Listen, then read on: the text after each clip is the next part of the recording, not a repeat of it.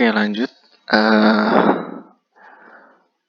Sekarang ada namanya superposisi, dan nilai ekspektasi.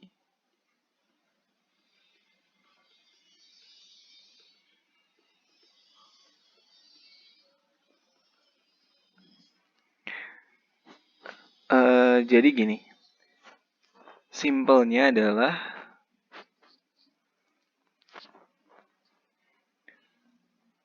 superposisi. Ya, sebenarnya ada penjelasan agak ini ya, tapi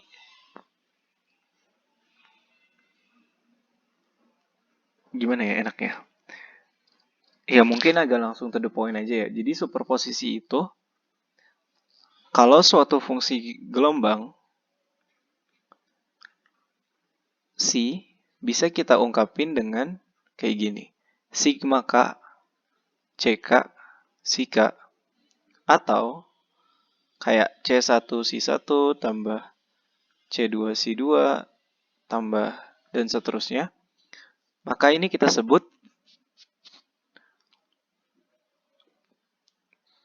C besar atau C ini merupakan superposisi dari fungsi ini dan fungsi ini misalnya. Misalnya kita contoh ya, oke, langsung contoh aja. Misalnya kita punya cos kx. Cos kx itu bisa kita tulis ulang sebagai setengah EIKX ditambah setengah E min IKX. Maka cos kx merupakan superposisi dari EIKX dan E pangkat min IKX.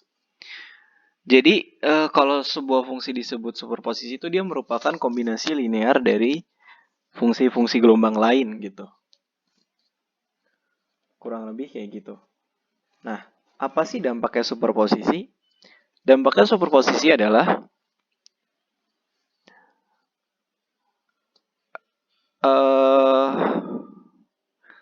kalau kita ngelakuin suatu pengukuran yang sangat banyak, maka nilai pengukuran itu, oke, contohnya gini dulu deh.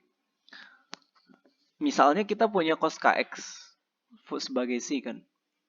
Nah, kita mau tahu dia tuh nilai momentumnya berapa sih? Ya udah kita operasiin deh sama fungsi operator momentum. Kita operasiin sama operator momentum. Mungkin itu kayak gini ya, momentum C. Karena kita mau cari nilai momentumnya. Ingat operator momentum tuh H coret per I, D per dx. C-nya apa? Cos kx. Dari sini kita bakal dapat min H coret K per I sin kx. Nah, ini kan cosnya nggak terbentuk lagi ya. Berarti persamaan eigennya tidak terpenuhi. Artinya nggak ada nilai eigennya. Ya ini kan C. Ini. Tapi di sini nggak ada C lagi kan? Nggak ada. Berarti nggak bakal ada nilai omeganya. Nggak ada nilai eigennya. Nah, terus kita gimana nyari apakah cos kx ini nggak punya momentum? Tapi ingat, cos kx ini tersusun dari dua fungsi ini. Nah, fungsi E pangkat IKX dan fungsi E pangkat min IKX itu adalah fungsi eigen dari momentum. Coba kita buktiin ya. Misalnya ini kita sebutnya ini C1. Ini C2. Kita lihat C1 aja ya. Itu kan H coret I, D per dx dari E pangkat IKX. Nanti kita dapat H coret K C1. Nah, dari sini dia tuh punya nilai eigen H coret K.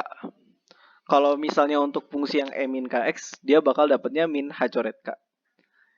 Nah, superposisi artinya kalau kita ngelakuin banyak pengukuran berulang untuk nyari nilai momentum, kita bakal dapat setengah hasil pengukurannya itu H coret K, setengahnya lagi min H coret A. Kenapa setengahnya ada yang H coret K, setengahnya ada yang min H coret K? Kenapa setengah ini, setengah ini? Karena konstanta mereka di sini itu sama-sama setengah. Jadi bakal ada setengah H coret K sama setengah min H coret K. Kalau misalnya sepertiga, sepertiga, sepertiga gimana? Ya udah, berarti setiap nilai eigen masing-masing bakal munculnya setengah gitu.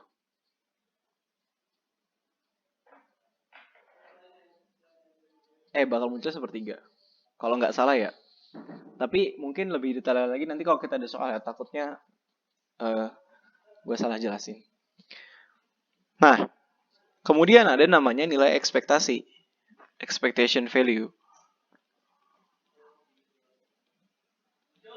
Nah, nilai ekspektasi ini dia tuh buat nyari nilai rata-rata dari suatu pengukuran yang sangat banyak terhadap suatu observable gitu. Jadi kalau misalnya di sini, di fungsi cos kx, yang kita nggak bisa cari nilai eigen ya, terus kita ditanya berapa nilai momentumnya, ya udah kita cari nilai ekspektasi momentumnya. Nah, gimana cara nyari nilai ekspektasi momentumnya? Ya udah kita tinggal kurung. Ya rumus umumnya kayak gini nilai ekspektasi. Kurung omega sama dengan integral si konjugat operator si lagi dia tahu. Kayak gitu. Contoh ya, ada contoh soalnya di atas gue udah pernah coba kerjain waktu itu pas iseng lagi kelas kan pengen nyoba ngerjain.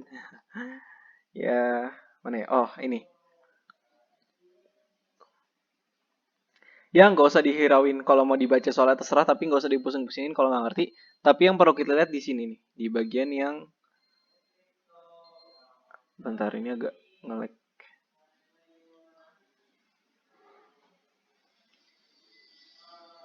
Di bagian baris pertama yang ini ya.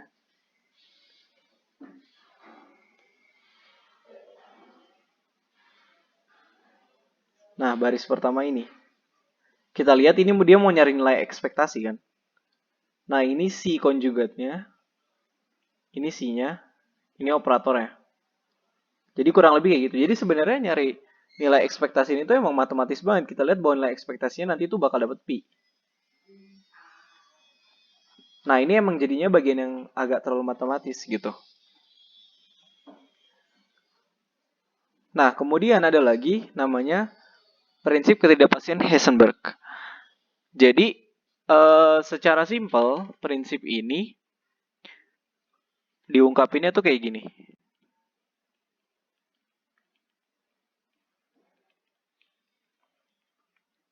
Bahwa delta PQ dikali delta Q lebih besar atau sama dengan setengah H coret. Delta PQ adalah ketidakpastian untuk momentum, delta Q adalah ketidakpastian untuk posisi. Nah, sebenarnya ada interpretasi grafiknya, tapi rasanya soal ini jarang pakai grafik ya. Jadi mungkin kita nggak terlalu perlu menginterpretasikan grafik itu sebagai bukti. Karena itu pembuktian aja ya. Jadi kalau mau simpel kita terima aja bahwa ini tuh benar.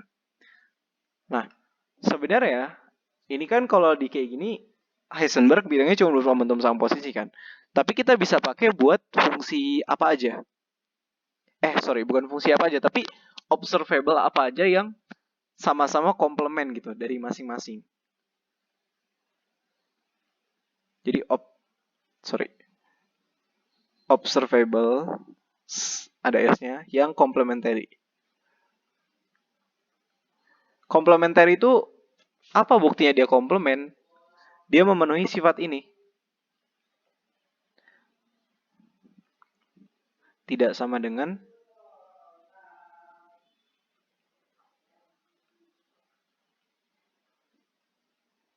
kayak gini. Nah, ada juga jadinya cara penulisan bahwa kita kalau nanti muncul ini ya, entah gue juga bingung istilahnya, tapi kalau kita muncul suatu kayak gini, koma terus 2, itu tuh sama aja kayak kita ngelakuin operasi. Ini kayak kalau gue ngelihatnya ya mirip hasil kali dalam gitu sih. Tapi gue nggak tahu istilahnya apa. Jadi contoh gini, misalnya kita disuruh nyari eh ini 1,2 dari C gitu. Ya udah kita tinggal masukin C ke sini sama C ke sini. Kurang lebih kayak gitu. Entah ini kayak suatu perlakuan aja ya. Ya 7C sebenarnya kayak gitu doang. Terlalu banyak teknis aja ya. Jadi masih tools di sini. Mungkin aplikasinya bakal kepake di sebenarnya bener-bener kepake harusnya di bawah 8 tapi 7D, 7C, 7D EF harusnya juga udah lumayan.